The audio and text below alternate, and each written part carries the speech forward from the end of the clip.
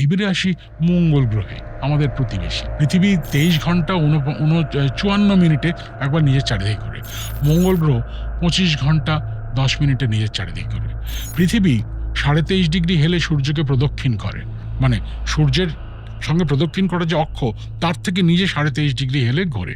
এই ঘোরে বলে পৃথিবীতে ঋতু পরিবর্তন হয়। আমরা ছোটবেলায় সবাই ক্লাস 5, 6, 7 পড়েছি। ঋতু পরিবর্তন হয় বলেই আবহাওয়ামণ্ডলে তাপের পরিবর্তন ঘটে। মূলত সাগর মহাসাগর থেকে জল বাষ্পীভূত হয়ে সেই বাষ্প মেঘ তৈরি করে সে কিন্তু এই বাতাসের স্রোতের সঙ্গে পৃথিবীর ভূখণ্ডের ওপর এসে বৃষ্টি হয়ে ঝরে পড়ে পৃথিবীকে সুজলা সুফলা করে, তার ফলে প্রাণ।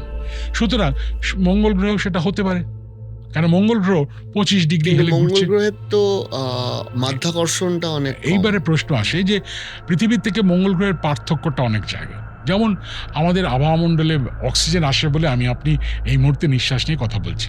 মঙ্গল গ্রহে অক্সিজেন নেই, প্রায় 96% কার্বন ডাইঅক্সাইড। সেখানে তো কোনো প্রাণ, আমাদের চেনা প্রাণ থাকতে পারে না। তাছাড়া আমরা যে এই যে মোটামুটি হেঁটে চলে রাস্তা দিয়ে বেড়াচ্ছি বা লাফিয়ে উঠলে যে আকাশে পৌঁছে যাচ্ছি না, তার কারণ পৃথিবীর একটা আবহাওয়াজনিত চাপ আছে। মঙ্গল গ্রহের সেই চাপটা পৃথিবীর থেকে 1%। সুতরাং যেটা ঘটে, যদি জলীয় কোনো বাষ্প থাকে সেগুলো উড়ে চলে যাবে, থাকবে না। কিন্তু বিজ্ঞানীরা ভাবছেন যে এমন কি কোনো সময় ছিল কয়েকশো কোটি বছর আগে যেখানে মঙ্গল গ্রহেও ওরকম তরল জল ছিল, প্রাণও ছিল। কেন তরল জল যে ছিল তার প্রমাণ কিছু কিছু পাওয়া গেছে।